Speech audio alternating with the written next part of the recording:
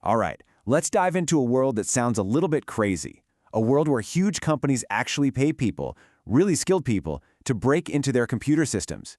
It's called ethical hacking. And you know what? It's one of the most important parts of keeping us all safe online. I mean, think about it. It sounds completely backward, doesn't it?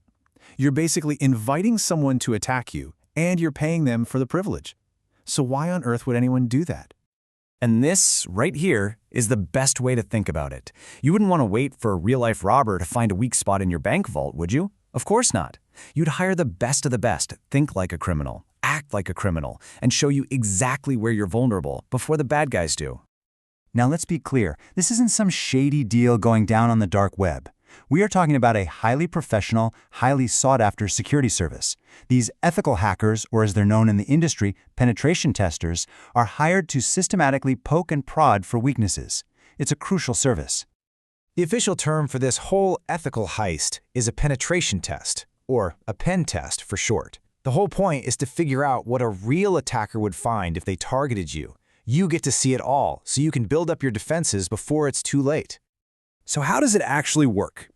Well, pretty much every single cyber attack, whether it's by the good guys or the bad guys, follows this same 5-phase playbook.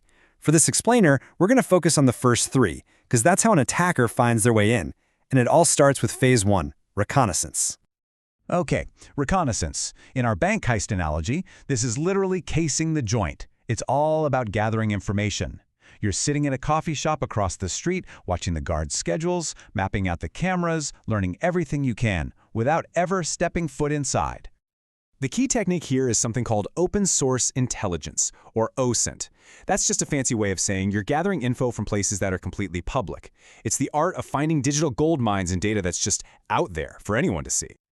And it is truly amazing what you can find without doing anything illegal. A simple job posting might say they're looking for an expert in Cisco routers.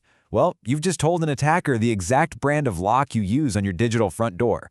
An employee's LinkedIn might mention the specific software they use every day. It's all about piecing together a puzzle of the target from the outside. Okay, so the planning phase is done. Our ethical robbers are no longer just watching from across the street. Now, they're walking right up to the bank, and they're starting to actually test the defenses. And this is a really important shift. Remember, reconnaissance was totally passive. No direct contact. Scanning, on the other hand, is active. You are directly engaging with the company's systems. It's the difference between looking at the bank's blueprints and actually walking up and jiggling the doorknobs. And you can bet that jiggling doorknobs comes with a much higher risk of getting caught. So how do you jiggle the doorknobs in the digital world? Well, hackers use tools that create a map of all the digital doors and windows, called ports, on a network. They can see which doors are open, what services are running behind them, and, this is the crucial part, if any of those services have known flaws. It's like finding out the front door uses a specific lock model that you happen to know can be picked really, really easily. But you know, technical tricks aren't the only way in. A lot of the time, the easiest way into a super secure building isn't by breaking down a wall. It's by tricking a guard into just handing you the keys. This is called social engineering, and it's the art of hacking the human mind. And this quote just hits the nail on the head. It's so effective because you can have the best firewalls, the best encryption, the most expensive security systems in the world, but if an attacker can just convince an employee to give up their password or click a bad link, all that expensive technology becomes completely useless.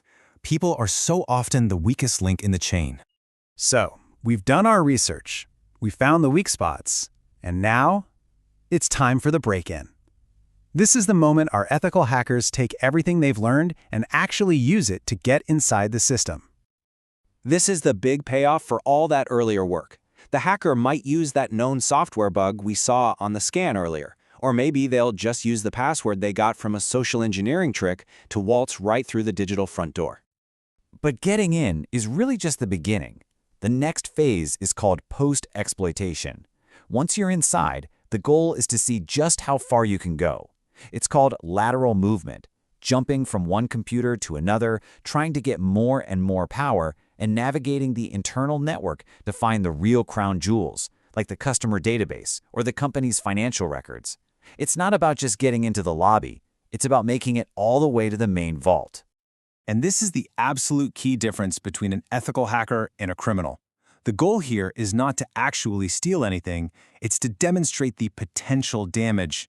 The ethical hacker's job is to go to the company's leadership and say, look, this is how bad a real attack could have been. You need to fix this. Which brings us to the final, and I'd say the most important part of the entire job. Our ethical robbers, they don't run off with bags of cash. They don't try to cover their tracks and disappear. Nope. Instead, they sit down with the bank manager and they hand over a very, very detailed report. Because the number one objective, the entire purpose of this whole exercise, is that final report. And this report is basically a complete blueprint of all the company's security problems. It lists every single unlocked window, every weak vault door, it gives each one a risk score, it explains exactly how a real attacker could use it against them, and most importantly, it gives clear, step-by-step instructions on how to fix every single thing. The whole point of this is to be proactive. It's not about cleaning up a huge mess after a disaster. It's about finding the cracks in the walls and fixing them before the hurricane hits. You're turning what could have been a catastrophe into an incredibly valuable learning experience. And that really just leaves us with one final thought. Every single company has digital locks on its most valuable information. So the question is, are you just going to wait for a real burglar to come along and test them for you? Or are you going to hire a professional to check those locks first? Thanks for joining us.